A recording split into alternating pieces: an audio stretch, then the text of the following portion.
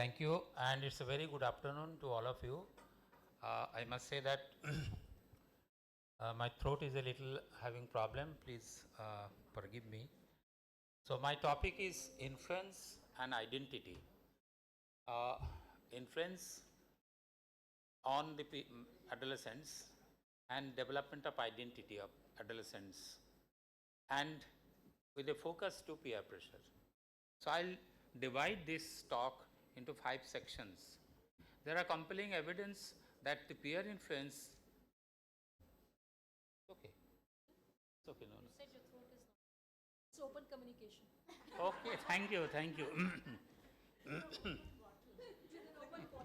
It's open to water. Okay. So, okay, water is life. It's life to my throat. Thank you. I'll use that life when it is really required as medicine. So, there are evidences, ample evidences, that peer influence is a pervasive force during adolescence that shapes both adaptive and maladaptive attitude and behaviors of adolescents. All of us know it. Now, adolescence is a period of special vulnerability to peer influence. All of us are having peer influence. We are also influenced today regarding how to go ahead with my, say, suppose studies, IIP career, IIP elections, and all that. Peers are helping me and influencing me. So, this is special focus in adolescents because they are more vulnerable to peer influence. That's we will be discussing. Then the influence and compatibility model that is proposed in the literature, that is very important, that integrates converging views about early adolescence as a period of increased conformity. They wants to match in or fit in with the ideas or the behaviors of the adolescents, with evidence that peer influence functions to increase affiliate similarities. The fourth point is these developmental forces establish friendship and integration into peer groups, promote interpersonal and intra-group compatibility, and eliminates differences that might result in social isolation of the adolescent. So, we will discuss all these points in detail subsequently. Now, in the meantime, development of individual identity, why I should fit in with this group of boys, why I should fit in with the idea of my parents. So, this comes gradually in the mid and late adolescence, and its retention of identity depends on minimizing differences in interpersonal and intra-group compatibility. So, these are the 5 points on which I will focus on the discussion. The key control of adolescent behavior is reduction of parental control. So, how many of you have seen the adolescent girls are going to say tuition or school accompanied by the parents? You can raise your hands. Say adolescent girl going to tuitions or school accompanied by parents. So, in Indian culture, it's much more. Means the children, of course, below adolescent age are always supervised and accompanied. But in adolescent age, gradually it's getting reduced, more so for boys. So, for boys, we don't go to the coaching class accompanying them. So, they get parental supervision reduced. Moreover, the academic atmosphere they have, long time they are having out of this home. So, in the school or the coaching, therefore, that exposes them to adult society and the peer group. So, that gives them an opportunity, or I should say a situation where they are exposed. So, that comes automatically influence of peers. Why not influence of adults, which could have been better? Because they often try to become adult behaving, but the adolescents do not approve.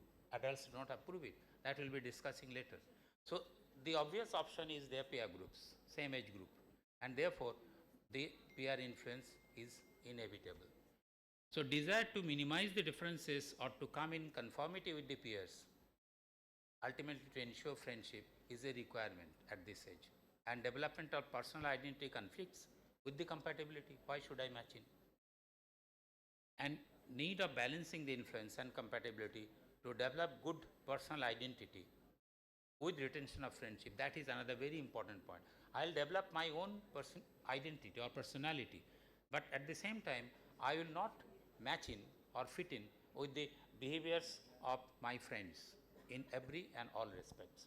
So that is what we call identity, and also say conformity or adapting their own behaviors.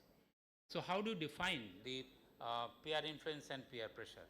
So peer influence could be defined as instances where one person affects or is affected by one another or multiple others who are of similar age. So that could be the simple and minimum definition.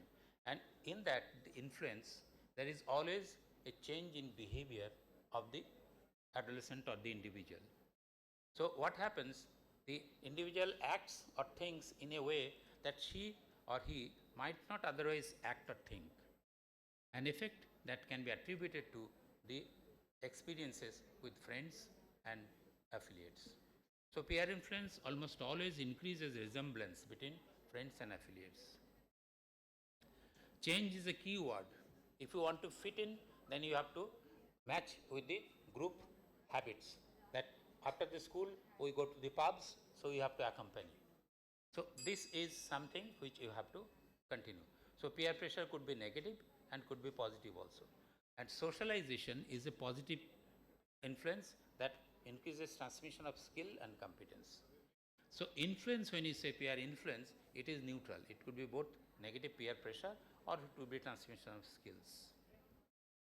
Now, effect of peer pressure could be desire to fit in, and the vulnerability stage I have already mentioned, because the brain at this stage remains in limbic system control, so more impulsive.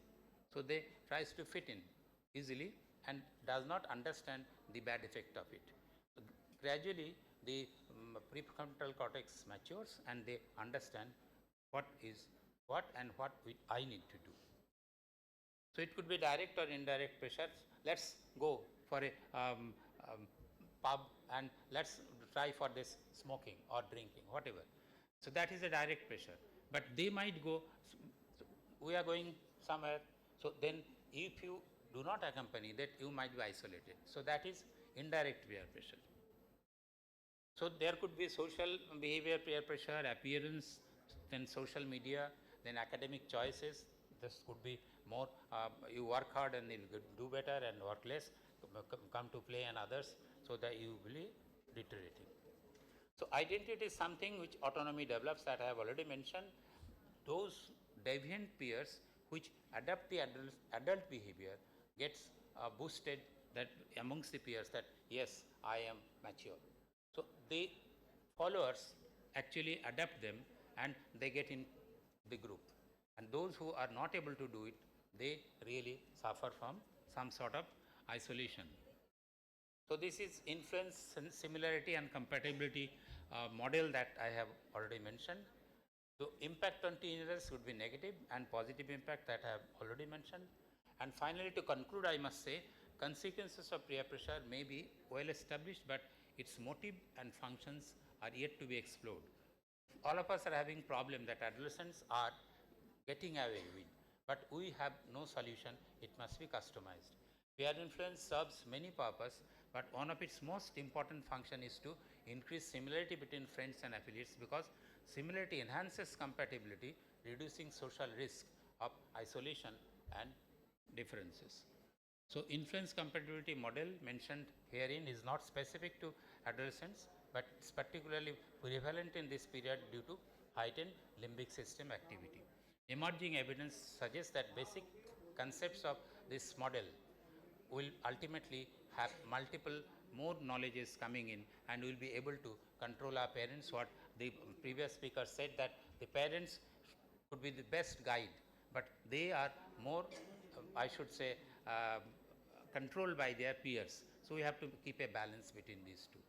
Thank you very much.